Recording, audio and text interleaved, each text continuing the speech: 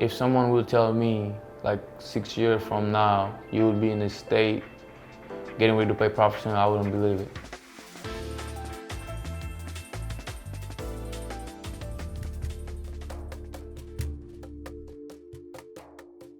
Growing up there was kind of, fun and, just playing soccer all the time. I knew about basketball. My mom played basketball, so I knew about it, but I never wanted to play it. I thought I was gonna be a professional soccer player, like most African players. Basketball wasn't famous there, it was more soccer. So like if you do basketball, they were like, what is wrong with you? Like me.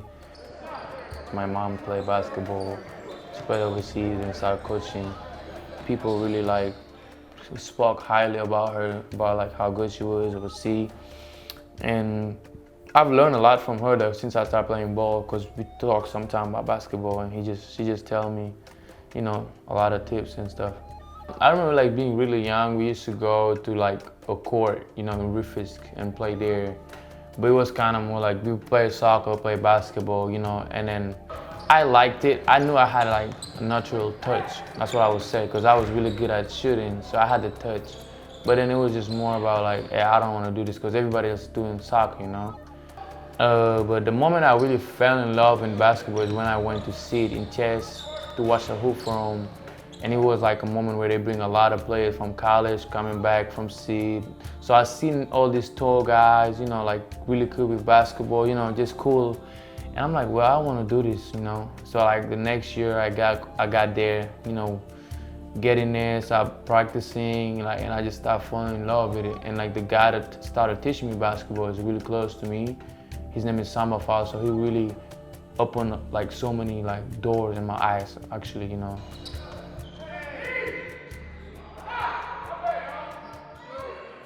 You wake up in the morning at 5 a.m., we run, we practice, you got workout, and then you go to school, you come back, you eat, you go to the practice again at 5 till like 7, and then you go eat dinner, you study, you do that same thing every day. I was like 15, 16. I was the youngest kid over there in my age, so I was kind of like struggling my first year.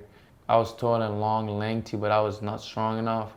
And I used to get pushed around a bit, all of that, but after getting, going to like camps, like Basketball Without Borders, I started learning how the game works, so I come with a level of confidence. And I started growing too, so it kind of helping me through the game, having the skills and getting a little bit taller.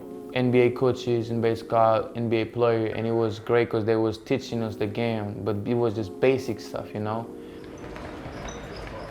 My first time living in Africa to go to America was that came here to play basketball in the Basketball Without Borders global camp in 2015.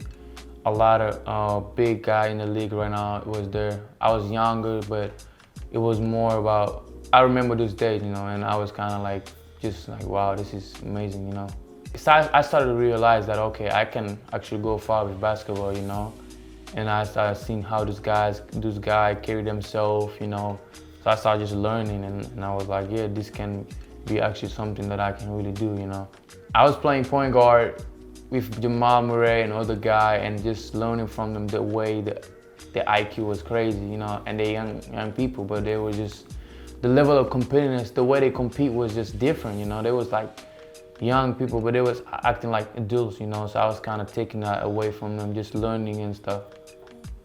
Like 3-4 weeks after that, my guardian called me and see like, you got a couple of schools wanting you to come over there and study and play basketball. And I'm like, cool, I'm ready for it. And I had to pick, so I picked a school where the head coach was Senegalese. So I was thinking it would be better to go somewhere, somebody that I know my first year. Then I transferred to another high school where the coach actually came to see 2 years before, did an internship over there, and I wanted to play for him too. He was there and grinding every day, played nationally, played like big teams like Oak Hill, Prolific Prep, all the school, and it was good. I had a really good year with them.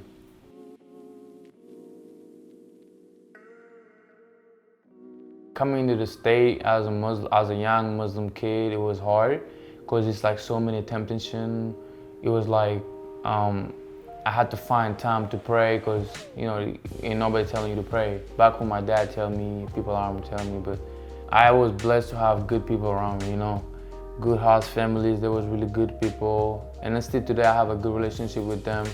So I did had homesick, but I've always had the chance to go back home every year. So I knew I was gonna be home in May, so I would be like, okay, let's just focus on basketball. I have family here, and that's what helped me through that. I pray before every game. I pray, take time to pray and all of that. So it helps me stay focused, you know. I feel like I went to a whole new level, you know, like step up and just take the lead and just start helping my team win a game, you know. My confidence went to a whole new level. Like I was playing with a different level of confidence. I had a really good relationship with Isan at UAB, you know. He recruited me himself. The relationship was just different, and I felt like that's a school that first gave me a chance. Hey, we want to offer you a scholarship right when I got in this country. So I was kind of like keeping in touch with them, talking to them, and I saw myself playing there. You know, it was a good level and everything. Getting better was the most, you know, like they cared about us being more as just not basketball things, but as men outside of that. They did take care of to teach us a lot of life skills, and basketball-wise, they just developed us as the player we could be, you know.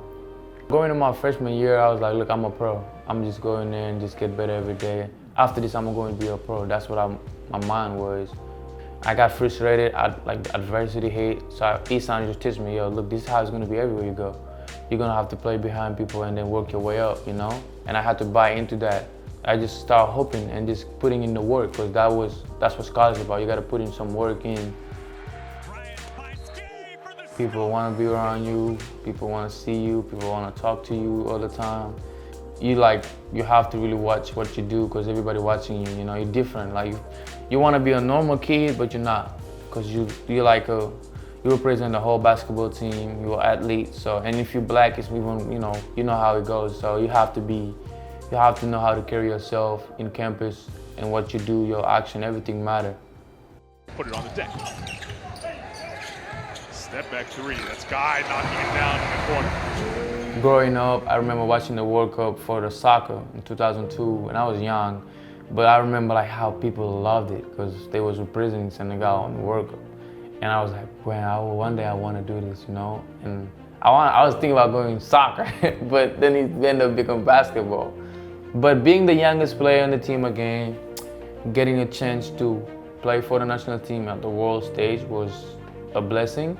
And being able to play really well in the last couple of games, got a chance to play and perform like that was really, I felt good about it, and it makes me realize that I can do a little bit more, you know, like I have a high ceiling, you know. A lot of people supported me from my neighborhood, from where I come from. And my family was super proud of it, because, you know, their son is playing on TV, and it's just great. I feel like representing my country at the world stage is the biggest thing I've ever can done, because it's just not given to everybody to do that, you know, and it doesn't happen every year. It's like every 4 years. So it was my first time playing a real game against NBA players, guarding NBA players, scoring on NBA players. So it was kind of like, wow, I'm really playing against these guys that play in the league that I want to be in.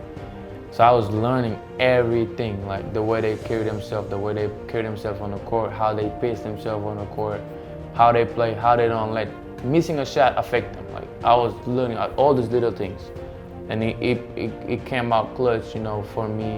And I used it since, you know, I'm trying to carry myself just like them, because it's just how it's supposed to, because they play in a bigger stage, and I want to reach that level.